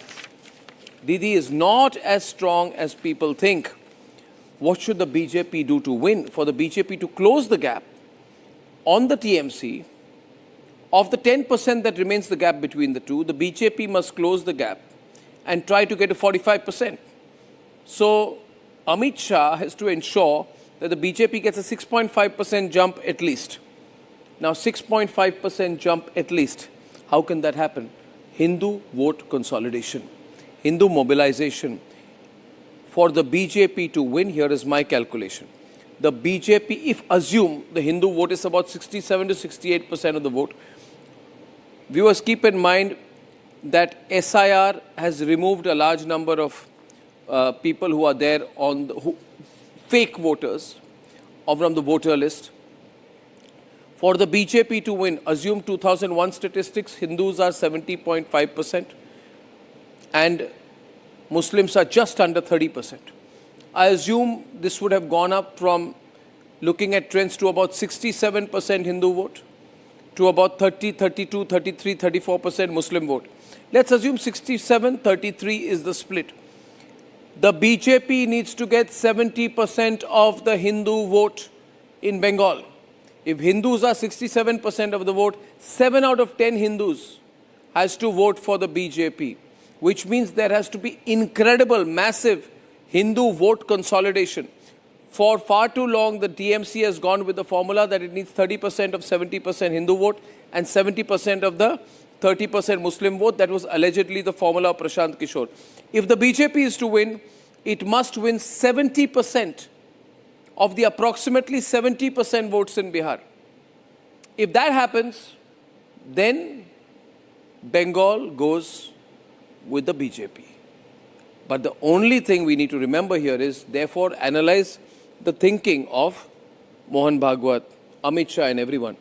Their only challenge is to make sure that there is a Hindu political awakening in Bengal. Will that happen? Will that happen? I've placed the statistics before you. Let me tell you, nothing is impossible, but it's going to be a really incredible fight in Bengal this time. Let's debate. जिस party को केवल 3 seat मिले थे, वो party 5 साल के ही अंतराल में 77 सीट प्राप्त करी और 26 में हम निश्चित रूप से प्रचंड बहुमत के साथ भारतीय जनता पार्टी की सरकार बनाने वाले। With successful mandates in New Delhi and Bihar, it's mission West Bengal next for the BJP. BJP की श्रद्धा है बांग्लार उदय तबेई विकसितो भारतेर जय. And headlining the political landscape is the issue of infiltration, the number one talking point. আমরা যদি সবাইকে আশ্রয় দিতে পারি তোমরা কেন পারো না? एक ऐसी मजबूत राष्ट्रीय ग्रिड बनाएंगे जो बंगाल से घुसपैठ को समाप्त कर देगी। इंसान छोड़ दीजिए, परिंदा भी पैर नहीं मार पाए, इस प्रकार की एक मजबूत ग्रिड की रचना हम करेंगे और न केवल घुसपैठ रोकेंगे, सारे घुसपैठियों को चुन चुन कर भारत के बाहर निकालने का काम भी भारतीय जनता पार्टी की बंगाल सरकार करेगी। Chief Minister Mamata Banerjee was quick to respond to Amit Shah's claims. Bangla ভাষায় কথা বললেই বলছেন বাংলাদেশি। 1947 সালের আগে 3টে দেশ তো এক ছিল। ওপার বাংলা থেকে অনেকে এপার বাংলায় এসছে, এপার বাংলা থেকে অনেকে ওপার বাংলায় গেছে, পাঞ্জাব থেকে অনেকে পাকিস্তানে গেছে, দুটো রাজ্য তো সাফার করেছে, একটা বাংলা আর একটা পাঞ্জাব, মাথায় রাখবেন। আজকে বলছে এসআইআর এর নামে অনুপ্রবেশকারী হাঁটাবো। এতদিন কি করছিলেন? দুধ ভাত খাচ্ছিলেন? The Election Commission of India's Special Intensive Revision and the challenge of Bangladeshi infiltration has reigned Bengal politics for long. Republic has exposed each case from the most remote corners. With the successful rollout of SIR, 58 lakh names have been cut off from West Bengal in the first list. And the centre is not buying the Mamata model of governance. आज ममता बनर्जी के नेतृत्व में भ्रष्टाचार के कारण पूरे बंगाल का विकास एक प्रकार से थम गया है। मोदी जी की सारी लाभकारी योजनाएं जो पूरे देश में गरीबी का उन्मूलन कर रही है, यहां पर टोल सिंडिकेट के भेंट चढ़ चुकी है और हर योजना डेड एंड पर पहुंच चुकी है।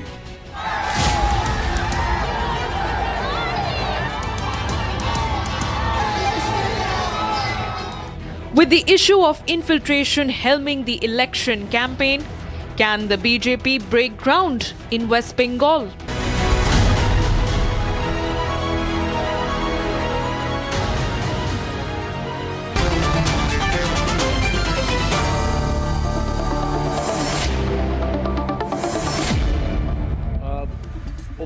Opening this up, not taking a position on this, Avra Sen of the BJP from Kolkata, Ratan Sharda is with us this evening, Niladri Bhattacharya is there, and Shubhankar Bhattacharya, both pro-TMC, and Nikhil Jain is pro-Congress. Now, you know, Niladri, this is possible. I would just begin by saying that when you look at the numbers, I don't know if you...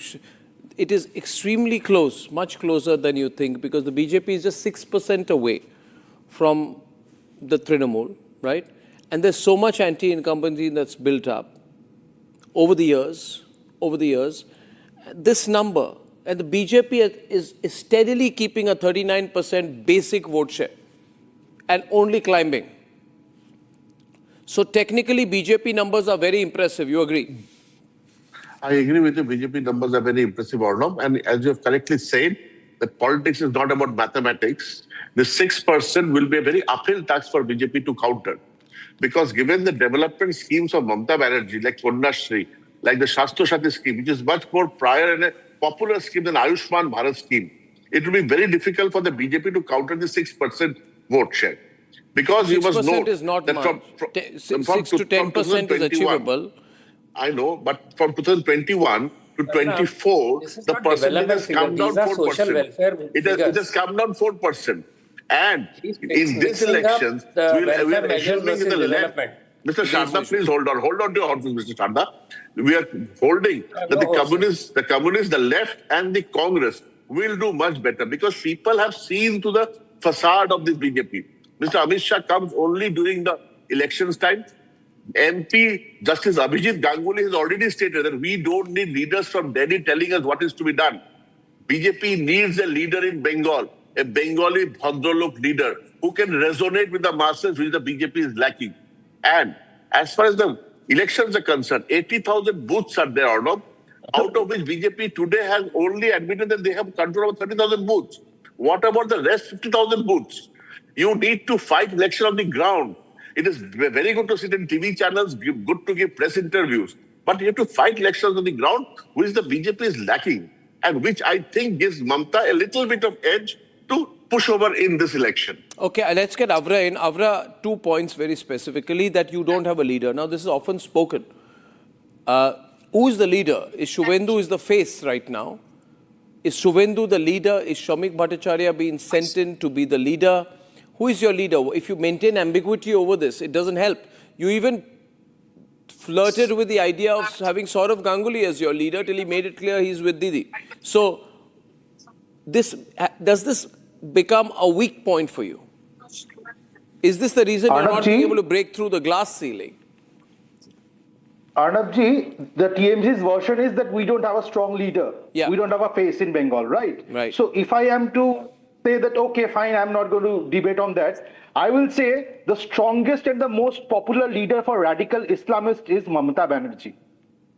We have Shamik Bhattacharya ji, we have Shubhendu Adhikari ji, both of them were present during the press conference today, and there are a number of leaders in Bengal today who are leading our party with full flow. But the problem is, Mamata Banerjee is the most famous radical Islamist leader. Or else, can you explain any other reason why ABT leader Jashimuddin Rahmani would say that Mamata Banerjee, our respected chief minister, is the only person. Dr. Sen, in that case, why are all Hindus not voting for the BJP? Last time your vote share around, say, 38%. 38% is only about 52 to 55% of the Hindu vote, which means, allow me, even if assuming you got 100% of your vote is a Hindu vote, you need to explain this to me tonight. Why are 45% of Hindus not voting for the BJP? Let me finish, sir. If things are so bad and she's an Islamist Muslim leader as you're claiming. Yeah, Joshimuddin Rahmani has since but categorically said that Mamata Banerjee is the only leader who can say just make West Bengal free from India. This is the categorical statement of Joshimuddin Rahmani. Please let me finish. I did not intervene. Let me finish. Let me finish. There are numerous media reports on this. I'm coming back to your question, sir. I'm coming back to your question, sir, Arnabji. The thing is, the SIR process which is going on right now has already marked 58 lakhs people who are untraceable, whose name will be subtracted from the final voter list per se. And also there is 1.7 crore voters. You have to get off the DV graphics, sorry. Yeah, probably my team is a bit stuck on the present graphics which are going on. Yeah, go on please. Yeah. I am telling you, 1 crore 67 lakh voters are in the list of... the Bengal pulse of the Please, don't intervene. Don't intervene. I'm asking a big question mark after their name. The TMC is the only party which has been opposing the SIR process this vehemently. Why has TMC opposed in the negative light? Because TMC themselves know very well their vote bank is dependent on these infiltrators. Their vote bank is dependent on the vote of dead people and duplicate voters. Your home minister comes in and why is your MLA blocking the SIR hearing process again and again? You answer me. Why is Ashit Majumdar, your MLA, blocking the SIR hearing process again and again? If you have done so much developmental work, if you are so sure there is also a growing feeling here, Niladri, and I want to put this to Shubhankar and Ratan Sharda. There's a growing feeling that if the BJP does not win this election and infiltration does not stop, then Bengal will become a Muslim majority state. Imagine after Kashmir, Bengal becomes a Muslim majority state. What are the consequences of that? You know the situation in Bangladesh right now. If the demographic balance makes Muslims a majority in Bengal, like they are in Murshidabad and large parts of South Bengal, then the entire, the whole demography becomes unstable. Society becomes unstable.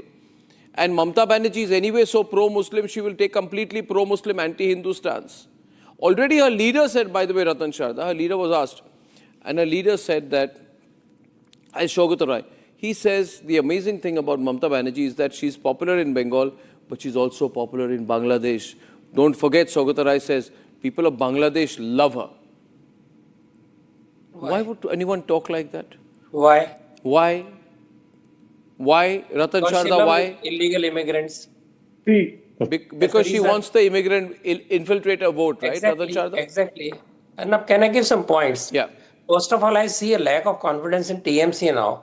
What he said, Mamata has great development, but he didn't talk of development, he talked of welfare measures.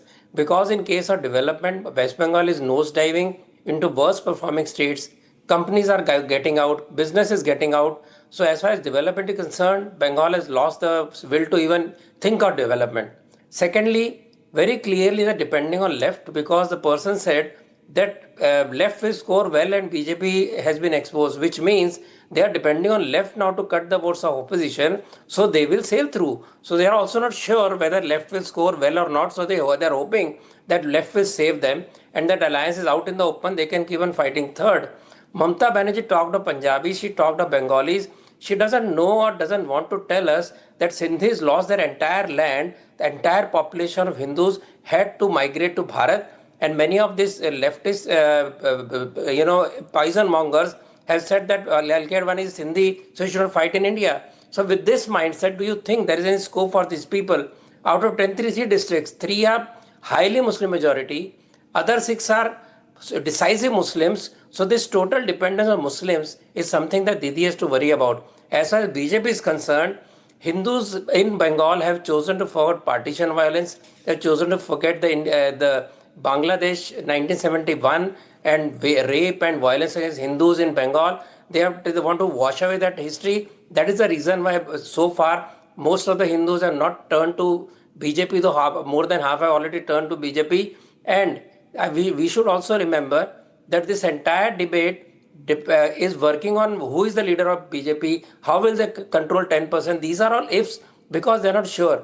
BJP has done this huge jump in vote percentage everywhere in all those since 1984. That is why it has become very strong and is ruling the maximum part of Bharat because it knows how to get cadres to vote and how to get their cadres to vote. The only thing was last time election of BJP was fought with kind of Delhi-centric approach, which was wrong. But they still don't have a leader. But they don't have a declared leader. They don't have a declared leader, they don't have a declared leader. And Shubhankar, just one point before you come in. It is believed that they don't have a local Bengali-speaking leader who has been decided to be their face. They were thinking of Saurav Ganguly, then Saurav Ganguly sort of freaked out, got nervous. Sukhvinder is also very active. Saurav Ganguly flirted with the idea of joining the BJP, and then sort of went back. On the field. No, but you see, you need a imagine. Let me ask you this. Would it be possible? I'd ask you today, for the BJP to win Assam without Himanta Biswa Sharma? Right? But you have Modi. But you have Modi, but can I come in now? You need a very strong Assamese-speaking local leader as well. Yes. Shubhankar. Yes, right. See, I hope that, I heard Ratan Sharda completely till the time he spoke. I gave him the entire courtesy to go on. So I hope that I would be given the same courtesy, So what happens here, Arnab, is, let me tell you, what happened between 2021 and now. See, 2021, BJP had that momentum going on from 2019 where they had actually done better in Lok Sabha elections. So that momentum was there. By the end of 2020, there was a big shift of leaders from TMC to BJP. There was again a new narrative set. By the time do Mai, tab Didi akeli reh jayenge. That was big set. That narrative was there. After that, there was another rhetoric, another narrative coming up was do Mai Didi gayi. These all narratives were set. So what happens is, now by this time, BJP has very well understood that Bengal has risen above the fight of rhetorics and narratives. Because see, in 2025, your Sandesh Khaldi didn't work. RG Kar, you tried to, take a lot of clue from Bangladesh, those students, Avra is speaking. Should I keep directing? You took that clue. You tried to, completely... You raped women in Sandesh Khali in your party offices. Now you're saying about Sandesh Khali. You should be ashamed. That didn't work. Now what has happened? Shahjad is still in custody. Have you forgotten? There is no question. The police was guarding poultry farm. You should be ashamed. You should be ashamed. You have ruined Bengal. You're a shame for Bengal. TMC has ruined Bengal entirely. What have you done for the problem is being a Bengali, you don't talk about Bengali. And that is the problem. Of course, the BJP has risen over this, but has it happened at the cost of development? What have you done? May I just ask you here? What have you done? One, Shubhankar, don't shout. Niladri, thank you for the intervention, Shubhankar. Everyone on. Let's be practical, not emotional. You spoke about 2021, I speak about 2024. There is a 2024 Lok Sabha performance I would like to focus on. And if I were to do seat conversion based on the 2024 Lok Sabha performance, that would already place the BJP out of 294. Hold your breath, between 115 to 140 seats if I project Lok Sabha performance at assembly level. TMC would still be higher between 164 to 179. This boils the entire fight in Bengal to about 39 to 40 seats with a vote share gap of about 5 to 7%. Vote share gap 5 to 7%, 40 seats. If there is big Hindu polarization, this can change overnight. Plus, Nikhil, Muslims are also disenchanted with Mamta. She's not done much for them. Right? She's seen to be the leader of the Bangladeshi Muslims now. Other formations like ISF are the voice of the Bengali Muslims. The Bangladeshi Muslims leader is Mamta Banerjee, but originally Bengali, where Muslims from West Bengal, their leader is, they have AIMIM, they have ISF, and MIM did better than Congress in Bihar. So if the Muslim vote splinters a little and the Hindu vote consolidates a little, that becomes a very close fight. Much closer than you think, Nikhil. Yeah. First of all, factual correction here. The AIMIM did not do better than the Congress in Bihar. The Congress had a much higher vote share. They had a greater number of seats. Secondly, I think let's just look at the numbers. And it'd be unfair to compare Lok Sabha elections with state elections. So I'm going to compare the previous state elections. It's absolutely not unfair. It is always done on the basis of seat. One minute, just 1 minute. You have to always project when you are doing the most recent election. The most recent election, 100%, is the Lok Sabha election. Now, even if I were to look at the 2021 elections, if I look at the 2021 elections, which party lost seats? It was lost seats, lost share. It was the Trinamool Congress. The Trinamool Congress has been falling, right? Today there is a gap effectively of 5 to 7 points. Yeah, Arnab, I am not defending the governance or misgovernance of Mamata Banerjee. I am not standing with the TMC. I'm just looking at the numbers. That I'm also looking at the numbers. I'm saying is BJP, can it win? Elections, BJP had 26% of the seats and the Mamata's party had 73% of the seats. BJP had 38% vote share. TMC had 48% vote share. And you know, Arnab, I'm one of those rare people. Example of Murshidabad, Nikhil, you don't know your numbers well. Murshidabad, SIR, 1 minute. SIR, there are total of 85,286 cases of SIR, like discrepancies in Murshidabad. What is the vote share? The winning vote share last time? Trinamool won Murshidabad with 2,491 votes only. 82,000 SIR goes. Trinamool won 18 out of 20 seats. 1 minute. In Murshidabad, when these 85,000 non-counted votes are now deleted, then how can the Trinamool win? Mathematically, the Trinamool can't even win Murshidabad. Despite there being a very high Muslim voter base in Murshidabad. Am I right here, Niladri? Do you understand?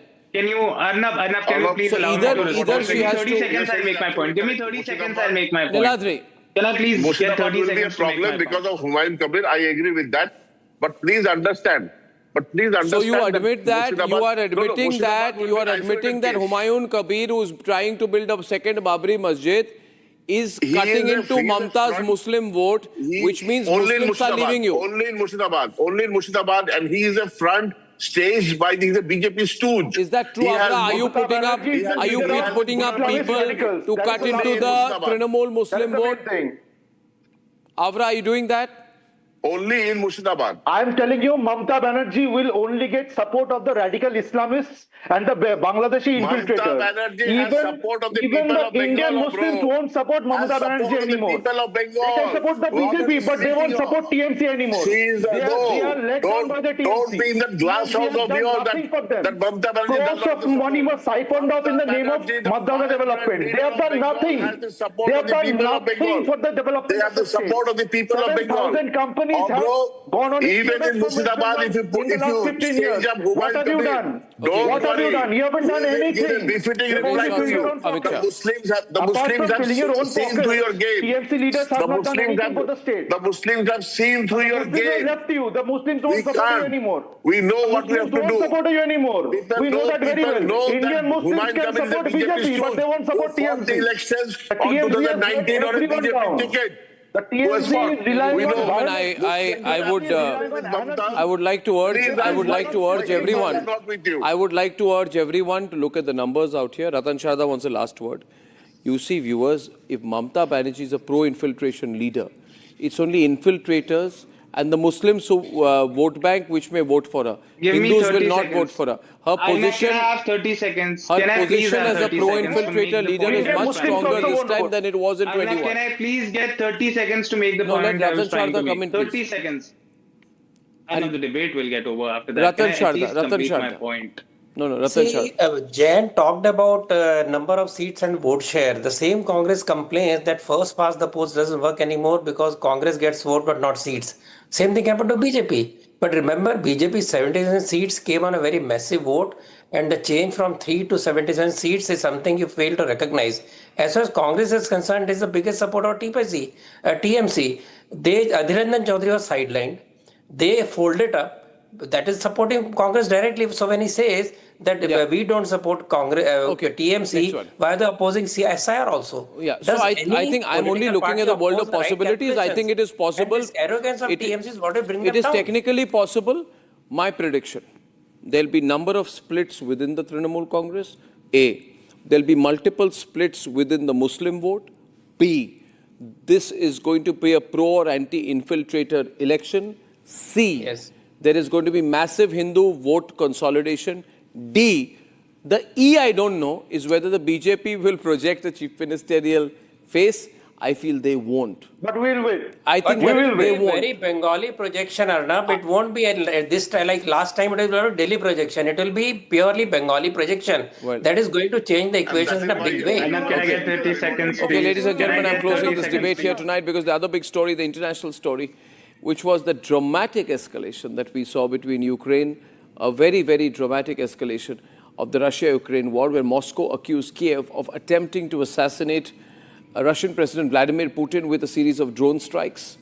Ukraine refuted the claims, but here is verbatim, and then I will debate this, what Sergei Lavrov, the Russian foreign minister, said. В ночь с 28 на 29 декабря 2025 года киевский режим предпринял террористическую атаку с использованием 91 ударного беспилотного летательного аппарата дальнего действия на государственную резиденцию президента Российской Федерации в Новгородской области. Все беспилотные летательные аппараты уничтожены средствами противовоздушной обороны Вооруженных сил Российской Федерации.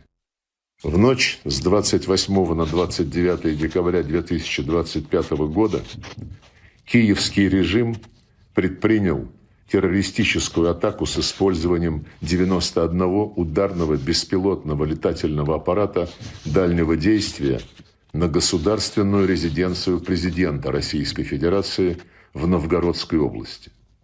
Все беспилотные летательные аппараты уничтожены средствами противовоздушной обороны Вооруженных сил Российской Федерации. So this is quite clear. Did Zelensky try to kill Putin at this stage, seeing that he is not winning on the ground? Strong Russian accusations that this was an assassination attempt on Vladimir Putin's residence in northern Russia. Kiev says this is a misinformation campaign, fabricated, aimed at justifying further Russian strikes. I have 2 points of view tonight, very strong voices, very aggressive voices from Kiev. I have very well-known Ukrainian political commentator. He is the director of the Eurasia Democracy Initiative, very closely followed in conflict circles, very aggressive, very, very anti-Russia, very anti-Putin. That's Peter Zalmayak. And against Peter Zalmayak is very, very aggressive, very strong, very no-nonsense Russian voice tonight, Tatiana Kukareva, senior journalist from Moscow. Thank you, Tatiana and Peter. This is being streamed across. Millions of people are going to be watching this debate, and I'm glad both of you have joined. Tatiana, besides the claim, we haven't seen the proof. I think you must produce some proof before you make a claim. Sergei Lavrov said overnight drone attacks targeting the Putin's residence. But where's the proof? Visual proof, graphic proof, technical proof? OSINT proof, any proof? Well, Arnab, first and foremost, since all of the drones have been shot down, so, that means that there is no damage, or at least that's the official line, that there has been no damage to the residence, so they can't, and obviously they wouldn't show the residence itself for very obvious reasons. But I believe we might as well see that some sort of proof in the coming days. It's not been that long. And as you can imagine, even in Moscow, there's been extreme snowfall. I'm just guessing here, but I think we might see the proof in the coming days, especially in the north, in the Novgorod region. Everything is covered with snow.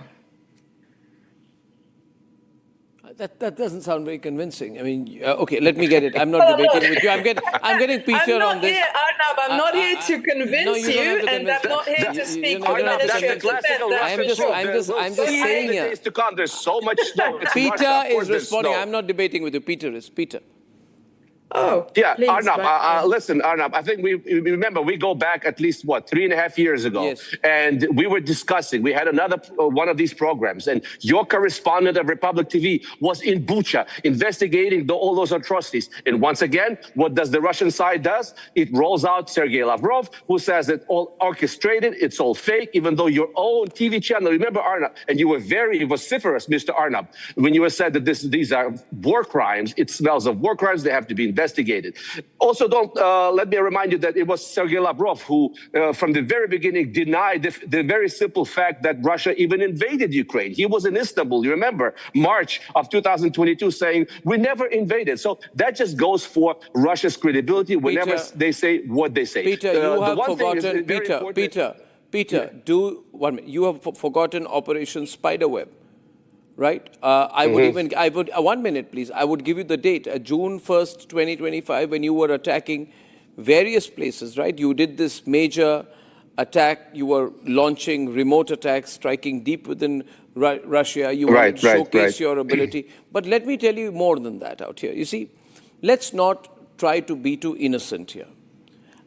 Killing people, killing leaders, carrying out assassinations is unfortunately part of the Western playbook. Killing people, assassinating people. I'd like to quote for you from the MI6, your friend MI6 Chief Blaise Metrivelis's December 2025 speech, right?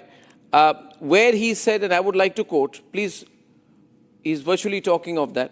He says at an operational level, we will sharpen our edge and impact with audacity, tapping into, if you like, our historical SOE instincts. We are at our best when we are hustling to make things happen, because our intelligence is most valuable when it changes the reality on the ground. SOE means Special Operations Executive, a group set up by the British way back in the 40s to carry out sabotage, reconnaissance, espionage, but actionable, things on the ground, like assassinations, killings. And you have the MI6 chief saying, listen, we got to go out there and do something nasty. He's not talking of fighting a war. Isn't that a big admission now? You know the British are with you in this. Mr. Arnab, let me just say this. I just want to tell you, see, don't be innocent out here. Okay, listen. Having said that, listen, I'm not in a position where, to say that it happened or it didn't.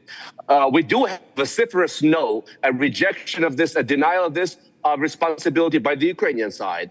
Then we have the Donald Trump, who said that he kind of heard it and he is sympathetic to the Russians. It shouldn't have happened. The Americans have all the intelligence in the world. They have satellite capabilities. They should come and officially say if they saw it or not. Before that, these conversations are immaterial. The way I see it, Ukrainians have no motivation, no incentive right now after those talks in Mar-a-Lago to turn around and do this, knowing that this will, piss Donald Trump off. This is not to Ukraine's benefit, to be honest with you. But But once again, but Russia has made advances in Zaporizhia. Russia has made big advances in Zaporizhia. And on the other hand, Mr. Arnab, let me just finish it. And on the other hand, it is the Russian side that has all the incentives to say that it happened, to cast Ukraine in this light as terrorists, to try to disrupt these peace talks once again, because it's clear that Vladimir Putin at this point is not ready to be concluding any peace negotiations. So they have the incentives. I don't think Ukrainians have the incentives to be doing what you claim that they did. The point here is, Tatiana, what Peter is saying is that Russia wants to keep advancing, right? It as of now, it has recently advanced west of Orikhiv towards a place called Huliaipole. I don't know if I'm pronouncing it right, in Zaporizhia, which is 4 kilometers away. By November, it's using glide bombs on civilians. So it is moving, and Putin does not want to be called by Trump saying, listen, I have a deal for you. Putin wants to sabotage what's going on, according to Peter. And he wants to say that, listen, he wants to blow hot, blow cold. He wants to create a situation where he says, I cannot engage in this because they are trying to kill me. You know, this is that kind of subjective input that can blockade everything. Maybe Putin is worried that Trump may come in with a reasonable deal, I mean, which he may not be able to say no for. So he's got to sabotage the whole thing. And that's why he says they're trying to kill me. Is it the last line of argument that he has to sabotage things, Tatiana? Well, Arnab, let's first start with a very simple thing that I think needs to be addressed. I would very much like to understand where Peter is right now, because he's definitely not in Kiev. Because how does that matter, where he is? Well, you know, you're saying live from Kiev, so it's... Where are you, Peter? Where are you, Peter? Where are you, Peter? I mean, I am where I am. Whatever you see is behind me is AI. I'm sorry, so he's not in Kiev. He's in an unknown location. Change the super. I'm using an AI program that has a background that's artificial because I don't want to disclose my real background. I mean, you've never seen people walking behind you. That's not a fake background. This is AI. This is AI generated. But why does it matter? 1 minute. Can I have that full frame, please? You put an AI generated image. Can I have a look at that a little close up? I don't think that's AI generated. No, that doesn't look like it. Doesn't look like it's AI generated. Folks, I can say you're next to some Scottish castle. There are people walking behind you. The people, yes, of course, AI. You've never seen that AI can generate people. Tatiana? Can I not have this split screen, please? Can I have two people on two sides of the screen so I can get a better look? Come on, producers. Now, where are you, Peter? Just curious, you know. You're not in Kiev. You're denying your location. You're a shadowy kind of person. But Tatiana, -5 in Kiev are not. But Tatiana, you want to change the subject. I can see here today. Oh God, no, God, no. You want to change the subject because Let's address the subject. You want to change the subject because besides Russia today, nobody believes that there was an attempt to kill, Putin. Arnab. Yes. Arnab. Yes. Russia, first of all, as you rightly said, Russia's advancing on the battlefield. That's for one. That's why you don't want to sign a deal. But why do you have to? You can say we are not going to sign a deal. We are going to win this militarily. Why do you have to say there was an attempt to kill Putin? And by the way, didn't you? I don't have to say anything. Didn't you try to kill Zelensky in the early years of the Russian invasion? Didn't you send a Chechen special operations team, which was paradropped to Kiev with direct instructions to kill Zelensky, but the West had given the Ukrainians the intelligence to preempt that? Come on. That's a well-known fact. I mean, that's verifiable at every level. Arnab, I'm not here to speculate on special operations that were allegedly targeting Vladimir Zelensky. I, as a person, believe that if there were such attempts, that he would have already been dead. The problem is, with that narrative that Vladimir Putin is trying to allegedly derail the negotiations, it's very simple. The negotiations are ongoing. Trump has just met with Zelensky. The result of that was a very awkward press conference where there was no announcement of any major breakthrough. You can roll the footage. That was a very reserved reaction from Trump, saying, who's been rejected? who's been rejecting the peace efforts. By the way, Peter, that's certainly not AI, because AI cannot generate sunshine. Half your face is under sunshine, half is covered because I have a lamp you. in front of me. That's not AI. Come on now. You know, what kind of AI is this that lights you up in this folks, way? why is it material to anything we're discussing? Why are we wasting time on this? Because how do I know that Tatiana is where she says she is? How do I know that? This is not AI. This is my bookshelf. Do you want to read the books? Your bookshelf can be in Papua New Guinea for all I know, right? You want to spend another 5 minutes obfuscating and like wasting our viewers' time? I suggest we get back on the topic, please, and stop wasting time. We go back to the topic. Did Zelensky try to kill Putin because Ukraine said that it killed Chechen forces who were sent to assassinate Zelensky? That's a very known fact. So, you know, when that was on 2nd March 2022. I've got the reports here now, right? So, yeah. So this conflict is